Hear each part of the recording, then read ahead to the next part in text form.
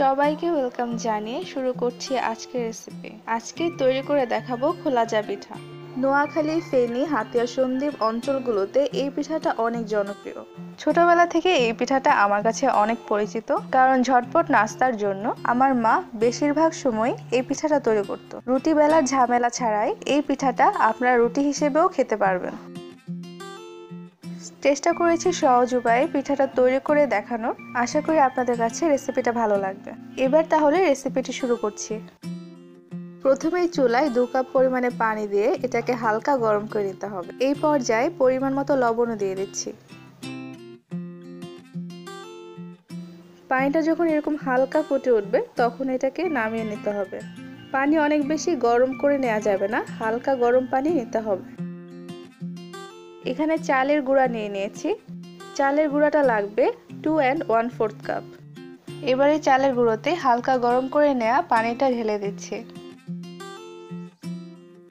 এরপর এগুলোকে একটু নেড়ে মিশিয়ে নিচ্ছি। মেশানো হয়ে গেছে। এবার এতে ডিম ভেঙে দিতে হবে। 2টি ডিম ভেঙে দিয়ে দিচ্ছি।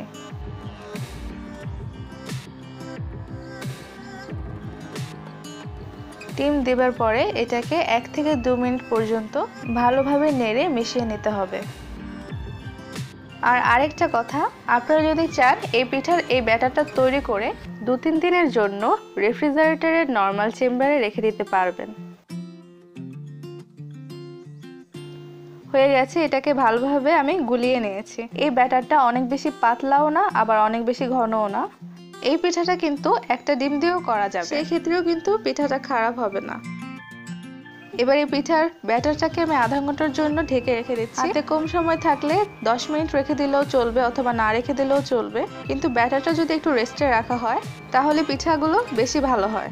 পিঠাগুলো বানানোর আগে এভাবে এগুলোকে একটু নেড়ে নিতে হবে। পিঠাটা প্যানে দেবার সময় সবসময় এভাবে নেড়ে নেবেন। এবার পিঠা বানানোর জন্য চুলায় একটা ফ্রাই প্যান বসিয়ে এটাকে ভালোভাবে গরম করে নিতে হবে। এরপর চুলার আঁচটা লোতে করে দিতে হবে।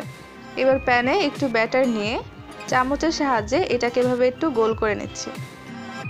এবার একটা ঢাকনা দিয়ে ঢেকে দিচ্ছি মাত্র 5 থেকে 6 সেকেন্ডের জন্য। এরপর এটাকে এক পাশ থেকে সাবধানে তুলে নিতে হবে। বেশি সময় ধরে এটাকে রাখা যাবে না, তাহলে কিন্তু নিচের সাইডটা আবার সাদা হবে না। বেশি আঁচে অথবা বেশিক্ষণ রাখলে এটার নিচের সাইডটা হলুদ রঙের হয়ে যায়। পিঠাগুলোকে এরকম সাদা করেই তৈরি করতে হবে। আর হ্যাঁ, প্রথম যে পিঠাটা তৈরি করবে সেই পিঠাটা কিন্তু ভালো হবে না। এরপরে সবগুলো পিঠা ঠিকভাবে হবে। এভাবেই সবগুলো পিঠা তৈরি করে নিতে হবে।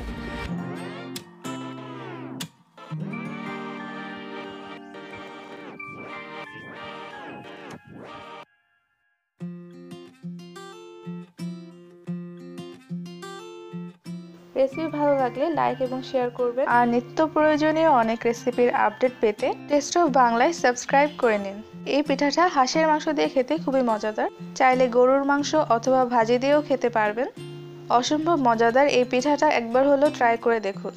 নেক্সটে অনেক রেসিপির আপডেট পেতে আমার সঙ্গেই থাকুন। আল্লাহ হাফেজ।